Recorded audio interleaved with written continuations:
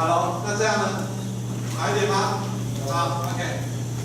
好，那今天的课程呢，基本上我们还是跟往常是一样的哈，我们也是请到外面的讲员啊。那这位讲员非常特别啊，这位讲员非常特别啊，他对中原啊，对于你们其实是非常认识的啊。今天的讲员啊，他是我们中原大学商学院会计系的一位老师啊。那他不只是一位老师哈，那更重要的是，当他的硕士学位，他的博士学位，都是在我们学校完成啊，也就是基本上我们学校为我们自己培养了一个非常优秀的一个老师啊，非常优秀的一个老师。那这位老师他本身就来自吉尔吉斯这个国家啊，吉尔吉斯这个国家啊，所以今天我们这个整个讲题整个讲题主要就是会来让各位同学能够更多的认识吉尔吉斯这个国家的一些文化有没有同学以前在读地理的时候知道吉尔吉斯这个地方在哪里啊？在哪个地方？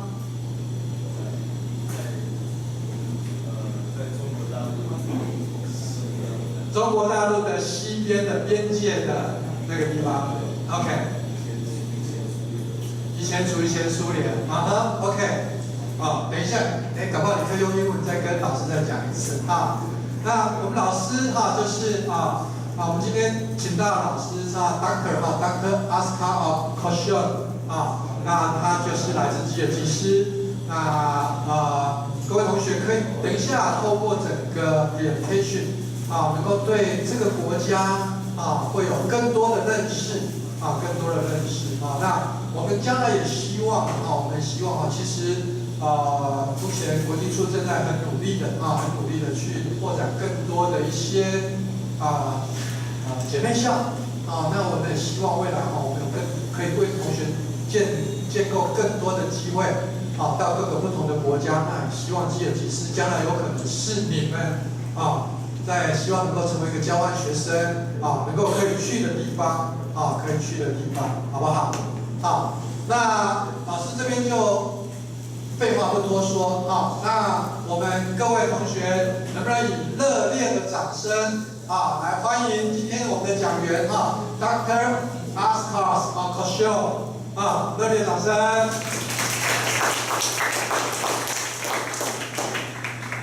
Thank you. Good afternoon, everyone. My name is Oscar, and today I'm going to introduce my country, where I'm from. Yes, the Kyrgyz Republic, sometimes being called Kyrgyzstan, but actually, soon I will briefly explain to you why actually it's not correct. So, before I will introduce about my country, I want to tell you about myself a little bit. My full name is Koshoyev Askar Bakirbekovich. Not only in my country, in the whole area, we have three names, similar to yours. You also have three names, three characters. But we have a little bit different standard. The first one, similar with Taiwan and China, we start with our last name. My last name is Koshoyev. But how the last name appears is that actually it's our very important ancestor. His name is the basement of our last name. So my very important grandfather, great-grandfather, his name was Koshoyev. And then we add, if you're a male, you add EV. If you're a female, you will add EVA. So my sibling sister, her last name is Koshoyeva. So all females, their last name will end up with Yeva, and males will end up with Yeva. It's actually the Russian ending. It came from Russia. And recently, because we're not that much connected anymore to Russia as we used to be before, some people, they already don't adopt that ending. So they just add the name of that great ancestor, and that's all. And that will be their last name. Then it goes my first name. First names, similar with English, they do not have any meaning or translation, even though some people, they're trying to find some meaning in that. Like in my name, Asar, some people are trying to find the meaning that it means something like warrior or top of the mountain. But actually, like English name, John. John, does it have any meaning? Not really. Maybe somewhere, some long time ago, but at this time already the meaning is been lost. So we just have the name. So similar with me. And finally, we all have the third name. Third name is the name of our father. So my father's name is Vakitbek. Means, and we add the Russian ending to the father's name will be Vich. So I am Vakitbekovich. My son will be Astarovich. But because this one is a little bit complicated, that is why we decided that the third name, we remove it from our passport, from our international passport. You know, where when you go to another country, you have the book type passport. And you have also internal ID. On internal ID, we have all three names. While on international passports, we have only the last name and the first name. Because it's really complicated to explain that the third name is not really a name, it's the name of our father. Okay. So, how long am I here? I'm in Taiwan since 2011, so it makes it 8 years, right? But no, I cannot speak Chinese. Sorry, I tried. But at the Department of Business, we have so many international students, so there is just no chance to practice your Chinese. Only place where I practice my Chinese is when I go to order my food. So, yes, I can read characters for food, and I can tell what I want to eat, and I also want to tell whether I want to take it out or eat it there. So that's all. Made my PhD and MBA here, and then currently I'm teaching at the College of Business. Actually, I'm teaching courses in Department of Accounting. I teach some courses for the whole business college. From now on, because we'll have more and more international students, and we need to teach them in English, so I will teach my job requirements will shift a little bit towards international students or students who will go abroad. As you know, we have IUBM now. It's a department in business where only foreigners study. So from the next semester, we're going to have another new program, Temple University, when students study 2 years in Taiwan at our school, and then 2 years they will go and study in America, in United States.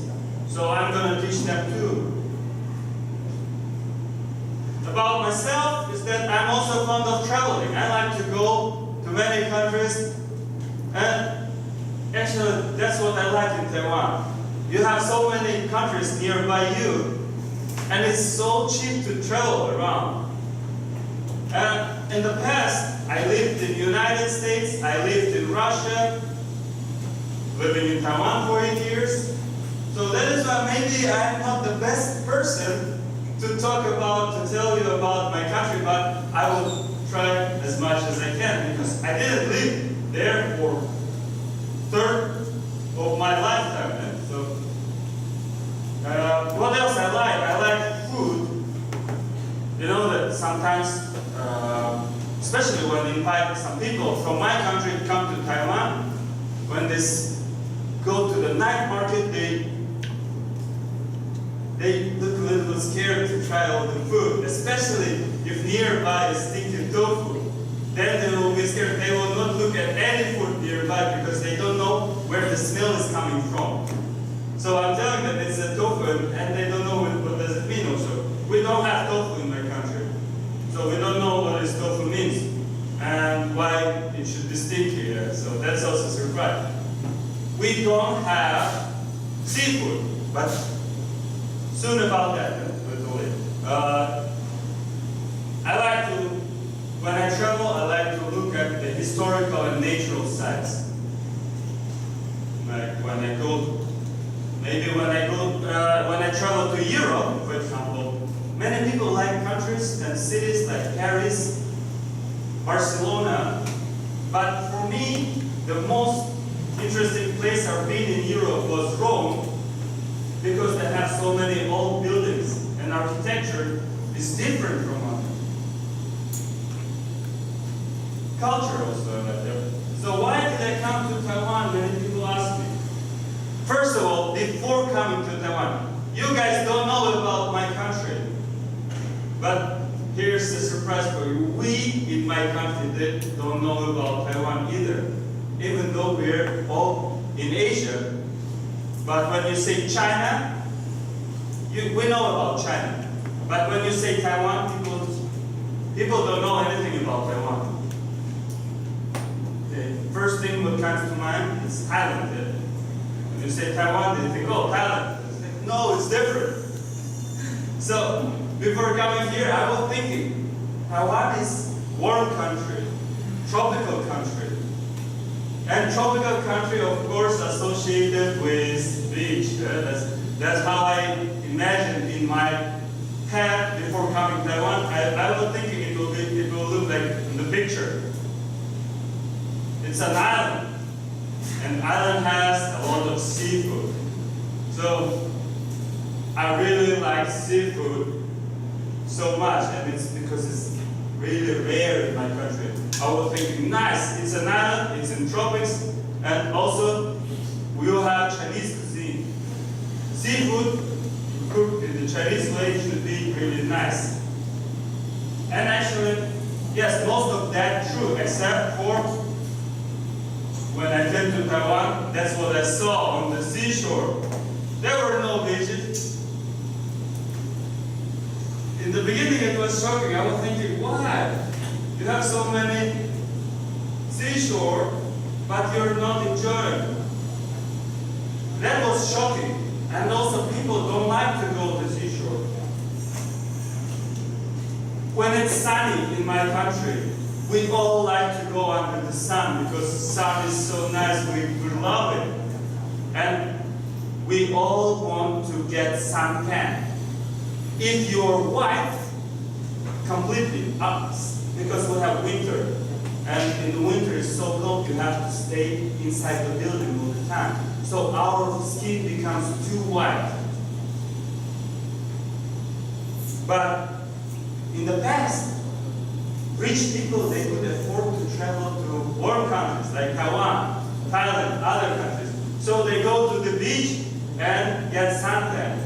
So now in my country, we still have that. If you have suntan, it means good. If you're white, it's not good. It means you're poor, you're just sitting at home, lazy, not going out. Or maybe some people, they're just so poor, they have to work all the time. And then they have no opportunity to go out. So that's completely different with Taiwan. That was shocking for me too. So when I came here, every time I wash my face with that face wash, it makes me brighter. And I'm like, wow, that's bad. And here everyone is opposite. So that was shocking. People are extremely polite. That's what shocked me in the beginning. So polite, I haven't seen anywhere in the world. So polite people like in Taiwan. Even though I know that you guys think you haven't been to Japan yet. I've been to Japan. I think in Taiwan you're more polite than in Japan. even though they traditionally they bow more. Yeah? They bow, they say thank you and everything, but the difference is that they do it very serious face. In Taiwan, the person who does it smiles, and so a little bit different. You feel different. I don't know, maybe that is the reason why I like Taiwan. Yeah, the prices are really low. Food is so cheap. Living expenses are so cheap. You can just save a lot of money. You know that in other countries, you have to give 1/3 of your income as the tax. In Taiwan, you give maybe 5% the most, yeah? And it's once a year. In other places, you pay every month 1/3 of your income. That's a huge amount. Half of your income will go for food expense. And the food is expensive and not so delicious like in Taiwan. The only thing which is not so cheap in Taiwan is your real estate. Yes, I understand you have so many people living in small island. So,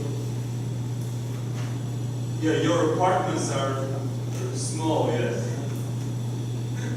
That's when I entered to the room and I see the combined toilet and the shower together, and the room is so small. It shocks. I think not only me, all other foreigners. I know I have so many friends who, when the first time they see it, they feel shocked also. Even developed throughout the island, the development. Even now, if I go to Hsinchu, if I go to Taoyuan, Taichung, almost all the places around on the west coast, when I get out from train station, the picture looks the same. I don't really know where I am. There is some square, there is Sogo, there is McDonald's, some bus station. It looks exactly the same. And I don't even need to go on the back side of the train station. I know that there will be a parking lot for taxi, and it will not be that developed like the front side for some reason. So this is nice. So no matter where you go, it's everywhere same, similar. The development is even.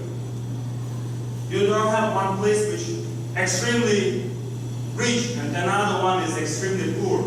Yes, you have some plains, some fields for agriculture, and you have some areas with the tall buildings, with the skyscrapers, like Taipei City Hall area, right? But that's just a small area. If you go a little bit further from that, it's will be similar. So this is nice. So enough about me. Let's talk about the country. Right? The flag. This is the flag of my country. Most flags in Asian countries will have sun, right? But sun, why sun is so important in our country? That sun, we love sun. When it's sunny day, everyone goes out. You just want to enjoy the sun all the time. No one has umbrella in my country. We never use umbrella.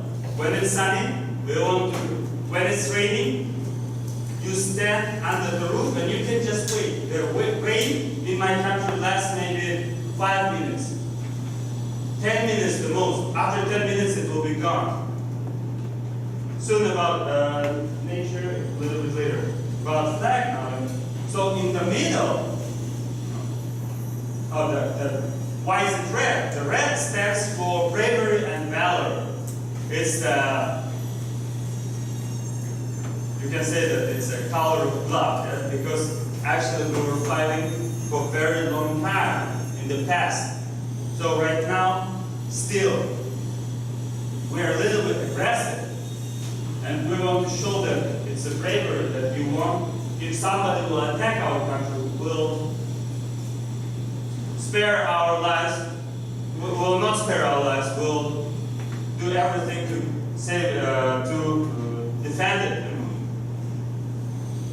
The top, in the middle part with those cross, is the top of our national house.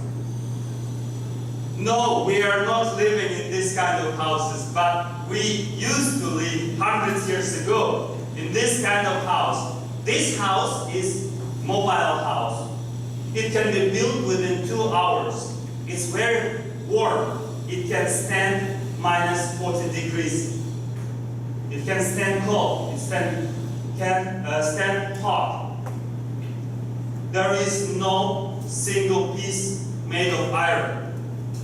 All of them are wooden, and on the top is wool. So mostly many other cultures with nomadic cultures, those who move from one place to another, have this kind of houses. Nomadic means you don't build city. Today you're living here.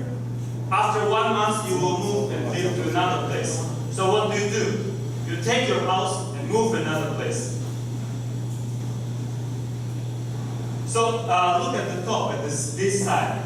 That's only part, except for the door, of course, which is not covered. That's the place where the sun comes from the top. It is covered only when it's raining. Again, it rains only for 10 minutes. Usually it's open. That's how it looks from inside. So this is considered as something, the top of everything. So that is why you can see it's here on the flag. So that's how we see it. And finally, the race. We have 40 race. Samu's 40 race. Why 40? Because 40 is sacred number in our country, in our culture.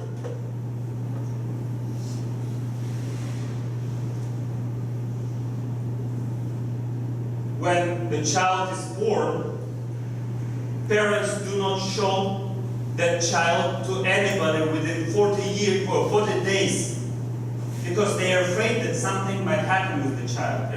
Maybe some disease, maybe some bacteria. So the child is very vulnerable. So they do not show to anybody within 40 days. After 40 days, there will be big celebration when they will show the child to them. The opposite is when the person dies.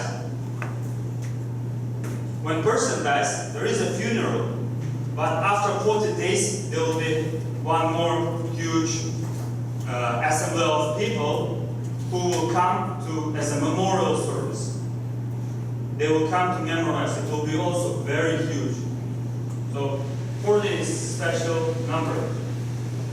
Location.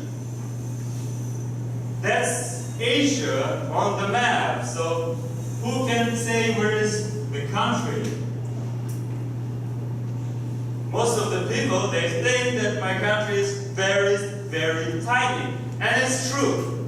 It is small on the map because we have very huge neighbors. So when I came to Taiwan, everyone was asking these questions. Oh, where are you from? And I say my country, and they say, oh, where is it? Is it somewhere in Europe? Or they say that, is it somewhere near Mongolia? And no, the first time I see Mongolian, the first Mongolian I've seen in my life was here in Taiwan.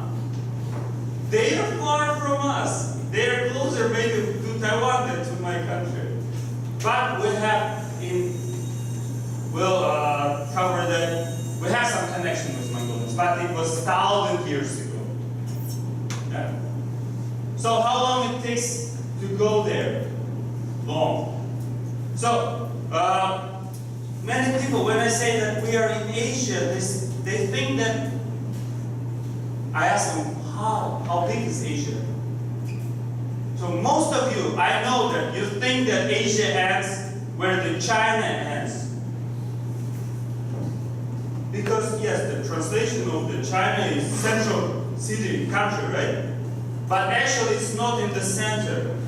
It is the eastern part. So here, The yellow part is China, Mongolia, Taiwan, Japan, Korea. You are guys eastern part of Asia. The blue one, the Russia, is northern part of Asia. We have Middle East, near to Africa, the green part. Southern Asia, the red part. People from Singapore, Malaysia, Indonesia, Philippines, they are not even Asia. They are not continental Asia. They are APAC, right? Asia Pacific. So it's a little bit, I know that in this part, because there are so many Chinese people living there, so it's a little bit considered as Asia, but actually they are not geographically Asia. And finally, the part where I'm from is the pink one. It's called Central Asia, because we are located just in the middle, just in the center. So here's the Central Asia. They are called area of 5 stans, 5 stan countries.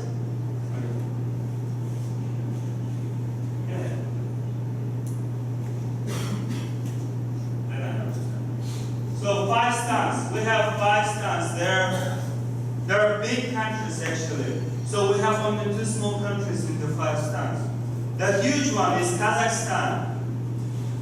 The area of maybe half of China. Uzbekistan and Turkmenistan also huge. And then this tiny one is my country. Even the smaller one is Tajikistan. So because there is Kazakhstan, Uzbekistan, Turkmenistan, Tajikistan, and my country actually is Kyrgyz Republic. But because Stan, they also call us Kyrgyzstan. But that's not real name. We are not Stan. But it's okay. It's shorter, right? No one wants to say Kyrgyz Republic. People say just Kyrgyzstan. So, okay, we're okay. Because there are other stans also. On the bottom we have Afghanistan, Pakistan. On the top there is Tatarstan and other stans. Stan means land. Green land, Deutschland. Yeah, we have so many lands here. Finland in Europe. So in Asia, that's a synonym for land, the stan. So stan is the country of Kazakh people, stan of country of Kyrgyz people. So like that. So that's the meaning just of the ending. We are interconnected. We are not just 5 neighboring countries like Taiwan, let's say Korea and Philippines on the south. 3 different people, 3 different cultures. We are not different. We used to be, long time ago, we used to be same people. You can say that we are cousins. We do not look like 100% alike, but if I go to Kazakhstan and they will speak their language, I will understand maybe 90% of it. So, again, the Asia. So my country, you can see right in the middle of this map. And we are tiny.